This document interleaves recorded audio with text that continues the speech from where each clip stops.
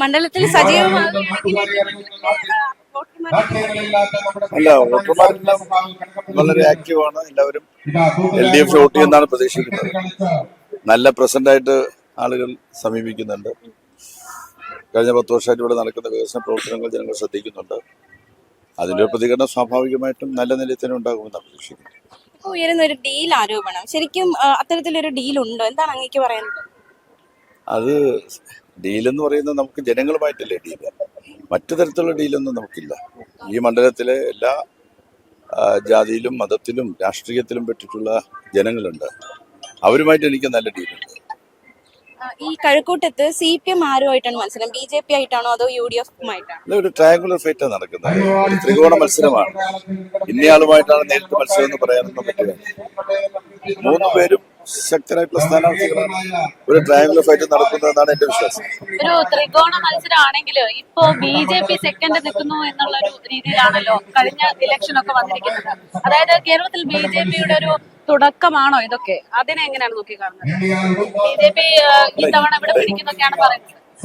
ഈ മണ്ഡലത്തിൽ കഴിഞ്ഞ പ്രാവശ്യം BJP 2ാം സ്ഥാനത്ത് വന്നു. അതുകൊണ്ട് അവർ ഇപ്രാവശ്യം 2ാം സ്ഥാനത്ത് വരുമെന്ന് പ്രതീക്ഷിക്കുന്നു. അങ്ങനെ വരികയാണ്. ഏതായാലും 3 സ്ഥാനാർത്ഥികളും നല്ല നിലയിൽ, 3 മുന്നണികളും നല്ല നിലയിൽ മത്സരരംഗത്തുണ്ട്.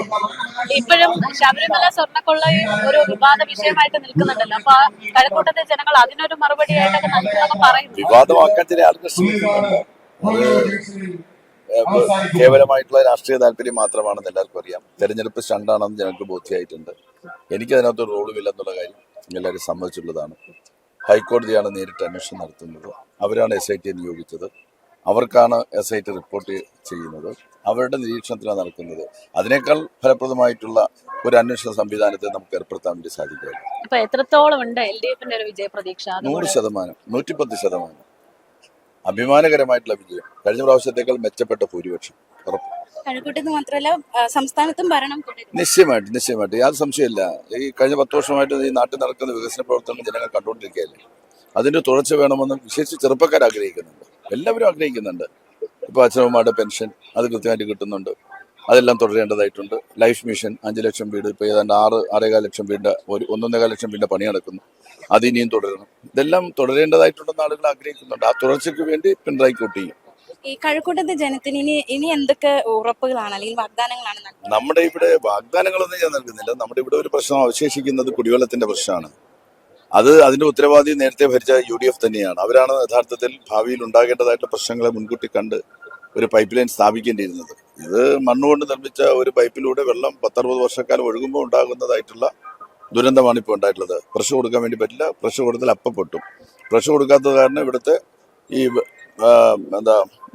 ടാങ്കുകളിൽ, വാട്ടർ ടാങ്കുകളിൽ വെള്ളം കയറുന്നില്ല. അത് കാരണം ഉയർന്ന പ്രദേശങ്ങളിൽ ഒട്ടും വെള്ളം കിട്ടുന്നില്ല.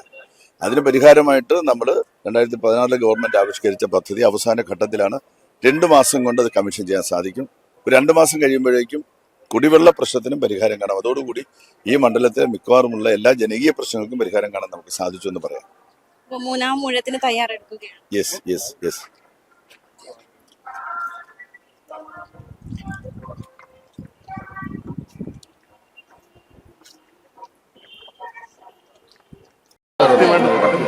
അത് കൃത്യമായിട്ട് തോൽക്കുന്നില്ലെങ്കിൽ നമ്മൾ ആരെങ്കിലും ഒരാൾ അതിന്റെ ഉത്തരവാദിത്വം എടുക്കണം. 2 മാസക്കാലം അത് ചെയ്തേ പറ്റുള്ളൂ. ആരെങ്കിലും ഒരാൾ പോയി ഉദ്യോഗസ്ഥന്മാരെ കൊണ്ടുവന്ന് തുറപ്പിക്കുക. ആ വാൽവ് തുറപ്പിക്കുക എന്ന് പറയുന്നത് നമ്മൾ ഉത്തരവാദിത്വമായിട്ടിരിക്കണം. അത് നിങ്ങളാരെങ്കിലും എടുത്താലേ പറ്റുള്ളൂ. ഇവിടുത്തെ പാർട്ടിക്കാരെങ്കിലും എടുക്കണം. മനസ്സിലായില്ലേ? കൊണ്ടുവന്ന് തുറപ്പിക്കും. അതുകൊണ്ടാണ് ഞാൻ പറഞ്ഞത് വന്നില്ലെങ്കിൽ അങ്ങനെ ചെയ്യണമെന്ന്. അതിനിവിടെ കഥ പറഞ്ഞുകൊണ്ടാണ് കാര്യം നടക്കേണ്ടത്. നമ്മുടെ ഉത്തരവാദിത്വമാണ്. പോയി വിളിച്ചുകൊണ്ട് വന്ന് തുറപ്പിക്കും. അതേ പറ്റുള്ളൂ. വേറെ വഴിയൊന്നുമില്ല. അത് നമുക്ക് 2 മാസം കഴിയുമ്പോഴത്തേക്ക് നമുക്ക് ഈ കുടിവെള്ളത്തിന്റെ പ്രശ്നത്തിന് ഒരു പരിഹാരം ഉണ്ടാവും. അതുവരെ ഈ താൽക്കാലികമായിട്ടുള്ള സംവിധാനം പോയി നിർബന്ധപൂർവ്വം തുറപ്പിക്കണം അത് കാര്യങ്ങൾ ചെയ്യണം. അതിനുള്ള സംവിധാനം ഉണ്ടാക്കിയിട്ടുണ്ട്. അത് നമുക്ക് തുടരാം. ഈ കുടിവെള്ളത്തിന്റെ കാര്യത്തിൽ മാന്യന്മാര് ഇപ്പൊ കുടിവെള്ളം തെരഞ്ഞെടുപ്പിന്റെ ഒരു വിഷയമാക്കാമെന്ന് പറഞ്ഞിറങ്ങിയിട്ടുണ്ട്. നിങ്ങളത് മനസ്സിലാക്കിയിട്ടുണ്ടാവും. നാട്ടുകാരും അത് മനസ്സിലാക്കിയിട്ടുണ്ടാവും. ഇന്നലെ എവിടെയായിരുന്നു എന്ന് ആർക്കും അറിയില്ല. കുടിവെള്ളത്തിന്റെ പ്രശ്നത്തിന് ആരാണ് ഓടിയത്? എങ്ങനെയാണ് കാര്യങ്ങൾ നടന്നത് എന്നുള്ളതിനെ സംബന്ധിച്ചൊന്നും അവർക്ക് ആർക്കും അറിയില്ല. ഇപ്പോ തെരഞ്ഞെടുപ്പ് എടുത്തപ്പോ മുദ്രാവാക്യം വിളിക്കാനും കുടിവെള്ളത്തിന്റെ പ്രശ്നം രാഷ്ട്രീയമായിട്ട് പറയാനും ഒക്കെ തയ്യാറായി രംഗത്ത് വരികയാണ്. പിന്നെ കള്ളപ്രചാരണം കൊണ്ട് വോട്ട് തട്ടാൻ വേണ്ടി നോക്കുമെന്നുള്ള പരിശ്രമം അവർ നടത്തുന്നുണ്ട്. അതിനെല്ലാം കൃത്യമായിട്ടുള്ള മറുപടിയായി 9-ാം തീയതി വൻപിച്ച ഭൂരിപക്ഷത്തോടുകൂടി ഇടതുപക്ഷ ജനാധിപത്യ മുന്നണി സ്ഥാനാർത്ഥിയെ തെരഞ്ഞെടുക്കാൻ നിങ്ങൾ എല്ലാവരും കൂട്ടായിട്ട് വരുന്ന ആകെ 10-11 ദിവസക്കാലം മാത്രമേ നമ്മുടെ മുന്നിൽ നിന്നുള്ളൂ. ഒത്തിരി ദിവസമൊന്നുമില്ല. 12ാമത്തെ ദിവസം വോട്ടെടുപ്പാണ്.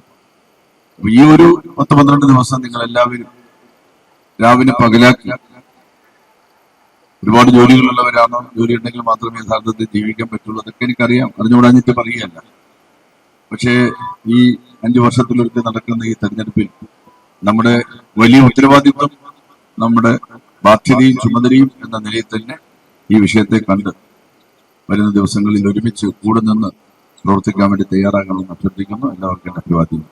ഇന്നിപ്പോ 5 മണിക്കെന്നാണ് പറഞ്ഞത്, 6:15 7 മണിക്ക് എനിക്കൊരു പരിപാടിയുണ്ട്. 7 മണിക്ക് മുമ്പേ പോകേണ്ടതായിട്ടുണ്ട്. അപ്പൊ നമുക്ക് ആ നിലയിൽ നമുക്ക് പോവാം. ഈ ശബരിമല സ്വർണ്ണക്കൊള്ള കേസ് വലിയ തിരിച്ചടി ആകുമോ? അത് എന്തെങ്കിലും രീതിയിൽ ഒരു ഭയമായിട്ടുണ്ടോ? പക്ഷെ അത് യാതൊരു രീതിയിലുള്ള ഭയമായിട്ട് നിൽക്കുന്നില്ല. തീർത്തും ജനങ്ങൾ വികസനമാണ് നോക്കുന്നത്.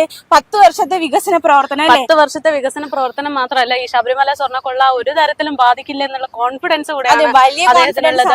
ആരോപണങ്ങളാണ്, അതൊക്കെ പടച്ചുവിടുന്നതാണ് എന്ന് ആവർത്തിക്കുകയാണ്. കോടതിക്ക് മുന്നിൽ തെളിവുകളൊക്കെ സമർപ്പിച്ചു എന്നുള്ള ആത്മവിശ്വാസമൊക്കെ ഉണ്ട്. എന്തായാലും ജനങ്ങൾ ഇതില് ഒക്കെ വിലയിരുത്തുന്നുണ്ട്.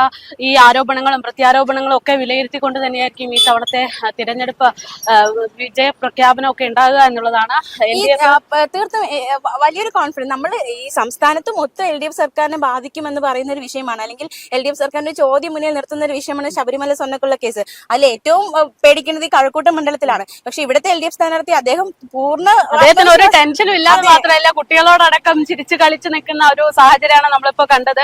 ആത്മവിശ്വാസമുണ്ട്. അതിനേക്കാൾ ഉപരി ഈ BJP-യുടെ ഒക്കെ വളർച്ച എന്ന് പറയുന്നത്, അതൊക്കെ ഒരു സെക്കൻഡ് പൊസിഷൻ വേണമെങ്കിൽ ആഗ്രഹിച്ചോട്ടെ, അതിനപ്പുറത്തേക്കൊന്നും പോകില്ല എന്ന് പറയുന്ന ഒരു ആത്മവിശ്വാസം കൂടെ ഉണ്ട്. അതായത് LDF BJP മത്സരമാണ് കഴക്കൂട്ടത്ത് എന്ന് പറയുന്നുണ്ടെങ്കിലും ഇവിടെ LDF അല്ലാതെ മറ്റൊന്നും ഇല്ല എന്നുള്ള ഒരു ഉറപ്പ് കൂടെയാണ് ഇപ്പൊ അദ്ദേഹം മലയാളി വാർത്തയോടടക്കം പറഞ്ഞിരിക്കുന്നത്. അത് മാത്രമല്ല, ഒരുപാട് പ്രശ്നങ്ങളൊക്കെ അദ്ദേഹത്തിന്റെ മുന്നിലേക്ക് ജനങ്ങൾ എത്തിച്ചിട്ടുണ്ട്.